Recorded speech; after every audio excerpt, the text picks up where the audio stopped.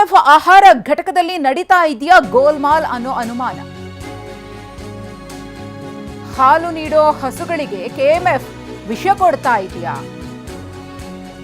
ರಾಜಾನುಕುಂಟೆಯಲ್ಲಿ ಕಳಪೆ ಗುಣಮಟ್ಟದ ಆಹಾರ ತಯಾರಿಕೆ ಆಗ್ತಾ ಇದೆ ಅನ್ನೋ ಆರೋಪ. ಪಶು ಆಹಾರ ಘಟಕದಲ್ಲಿ ಗುಣಮಟ್ಟದ ಕೊರತೆಯ ಆರೋಪ ಕೇಳಿಬಂದಿದೆ.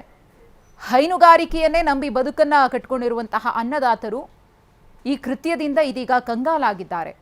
ಯಾಕಂದ್ರೆ ಈ ರೀತಿ ಕಳಪೆ ಗುಣಮಟ್ಟದ ಆಹಾರವನ್ನ ಕೊಡ್ತಾ ಇರುವಂತಹ ಕಾರಣದಿಂದಾಗಿ ಸಾವಿರಾರು ಹಸುಗಳು ಸಾವನ್ನಪ್ತಾ ಇವೆ. ಗರ್ಭ ಧರಿಸದೆ ಬಡಕಲಾಗಿ ಸಾವಿನ ಸುಳಿಯಲ್ಲಿ ನರಳಾಡ್ತಾ ಇವೆ.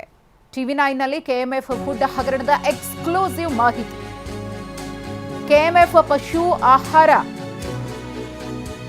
ಯಾವ ರೀತಿಯಾಗಿ ಕಳಪೆ ಗುಣಮಟ್ಟದಿಂದ ಕೂಡಿದೆ ಅನ್ನೋದನ್ನ ನಾವು ಗಮನಿಸಿದ್ವಿ. ನಿರ್ದೇಶಕನ ಆಡಿಯೋ ಕೂಡ ಲಭ್ಯವಾಗಿದೆ. TV9ಗೆ ಅದು ಸಿಕ್ಕಿದೆ. ಪಶು ಆಹಾರ ನಿರ್ದೇಶಕ ಜಯಕುಮಾರ್ ಆಡಿರುವಂತಹ ಮಾತುಗಳು ಹೇಗಿದೆ ಅನ್ನೋದು ಗೊತ್ತಾಗಿದೆ.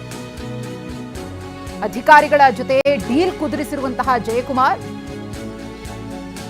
ಕೆಎಂಎಫ್ ನಿರ್ದೇಶಕರ ಮಾತು ನಿಜಕ್ಕೂ ಕೂಡ ನಾಚಿಕೆಗೇಡಿನ ಸಂಗತಿ. ಆ ಅಧಿಕಾರಿ ಡೀಲ್ ಮಾತನಾಡಿದ್ದಾರೆ. ಅಲ್ಲ ಅದನ್ನೇ ನಾವು ಕೇಳಲಿಲ್ಲ ರೀ, ನಾವು ರೆಕಾರ್ಡ್ ಮಾಡಿದ್ದೀನಿ. ನಾನೇ ರೆಕಾರ್ಡ್ ಮಾಡಿದ್ದೀನಿ. MD ಅವ್ರ ಹತ್ರ ಫೈಲ್ ಇದೆ. MD ಅವ್ರಿಗೆ ಕರೆಸ್ಬಿಟ್ಟು ರಮೇಶ್ಗಳು ನಾನು ಶಿವಲ್ಲಿ ಕೂತ್ಕೊಂಡು ತಗೊಂಡ್ಬಿಡೋದು ಬೆಸ್ಟ್ ಅಂತ ಡಿಸೈಡ್ ಮಾಡೋದು. ನೆಕ್ಸ್ಟು ಒಳ್ಳೆ ಬ್ರಿಕ್ಸ್ ತಗೊಂಡು ಹಾಕಿದ್ರೆ ಏನು ತೊಂದರೆ ಆಗಲ್ಲ. ಈಗಿರೋದು ಅವರೇಜ್ ಆಗುತ್ತೆ. ಅರ್ಥ ಆಯ್ತಲ್ಲ? ಅದರ ಬಗ್ಗೆ ನಾವಿದ್ದೀವಲ್ಲ ತಗೊಂಡು ಮುಗಿಸೋಣ. ಏನಂದರೆ 45 ಕೋಟಿ ಯಾರು ಕಟ್ಟೋದು? ಸೆಕೆಂಡ್ ಹಾಕೊಂಡು ಇನ್ನೊಂದು ಅವ್ರ ನಾನು ಇಲ್ಲ ನಾನು ಖರ್ಚು ಮಾಡಿರೋದು ನಿಮ್ಗೆ ಗೊತ್ತಿಲ್ಲ.